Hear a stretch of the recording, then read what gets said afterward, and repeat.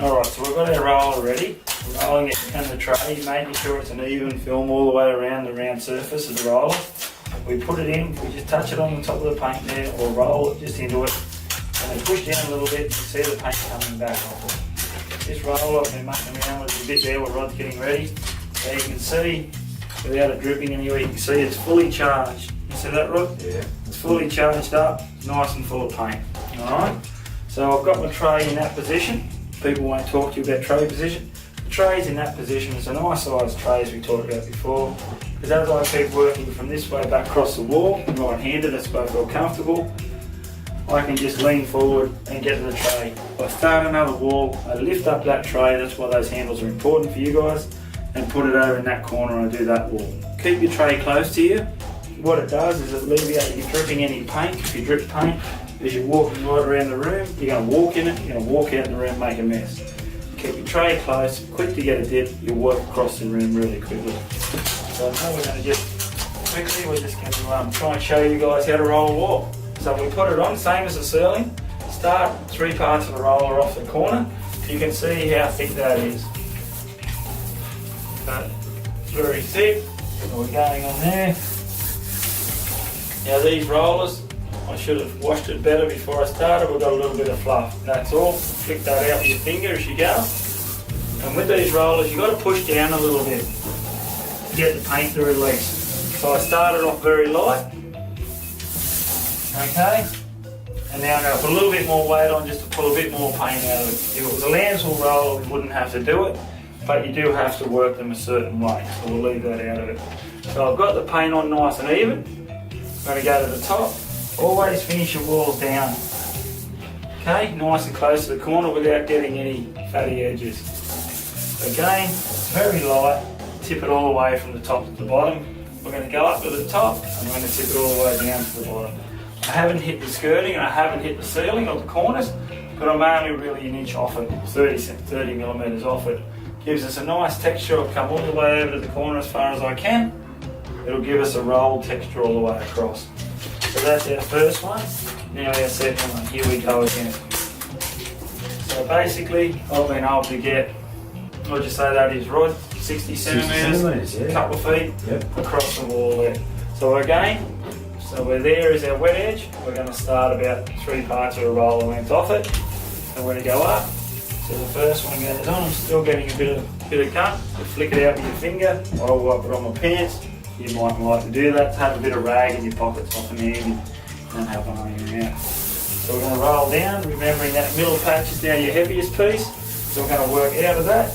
Roll back over a little bit over your finished section.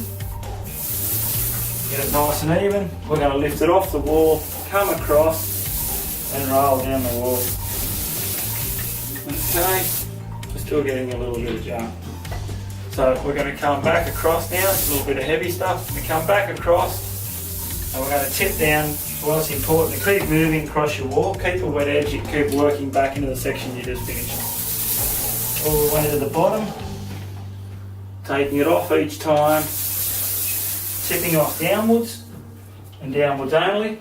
The reason is for tipping off downwards is we're going to get a uniform look in the wall. If you look along the hallway, it's all going to be textured down. You're not going to get a different texture with just light skin. When we do outside painting of membrane, if you get very clever at it, it's a very thick paint. And off every bit of hair or fibre, you get a little bit of a ripple. Well, with that, you get a little, say, teardrop or a little point. If you don't tip off down on the outside, the dirt sits on the top of it. If you tip off down, the water hits it, everything washes down the wall and it's fine. That's for texture and it's a lot more involved. But that's why if we do it everywhere the same, you get the same uniform finish. It's very important. So I'm just working that paint up while I'm talking and rolling it off. So again, it's very full of paint. You can see that it's not dripping, but it wouldn't be far off. So again, we're going to come over, 3 parts of a roller, and we're going to start. Okay, we're rolling up and down so it makes it smooth. We know we've got more paint in the middle than we need. So I'm going to take some paint off there. I'm going to just go to the 3rd roller, pull up and down here. So if you can use a nice roller like this, a nice sleeve, you can see we're basically getting 3 roller sleeves wide and we're coming down. So we're getting a nice metre, you may as well say, or just a bit under. each time we do it. We come back across the work we're finished, put it on nice and gently, take it off nice and lightly at the bottom. Put it on, you can roll up till you're happy and bring it down. Okay? Now you can see we've got one roll full less, so we might just try not to put so much paint on it. I just want it all nice and even. Okay, and we're going to come over here. Now we're a bit cramped for room, but I'm lucky there's a window here and I can step back into this void. So I haven't come off the paint as much because I want to make it even. I'm going to come back over there. With this one I'm going to roll back through the centre and up the corner. You can hear it hit, so we're going to show you a little trick there in a minute. We're just going to try and even it out. If you've got to run over a few times, that's fine. You can go up or down, but all our finishing, remember, and back into our wet paint. You come down, right to the top, all the way to the bottom, nice and gently to the top and all the way to the bottom.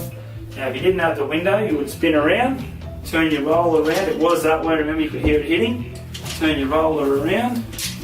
Just for the last one, it is a little bit awkward. You just roll that right down, trying not to hit too much on the other wall, because if you have too much paint on here, it will transfer to the other wall. If that happens, just grab a brush and tidy it up.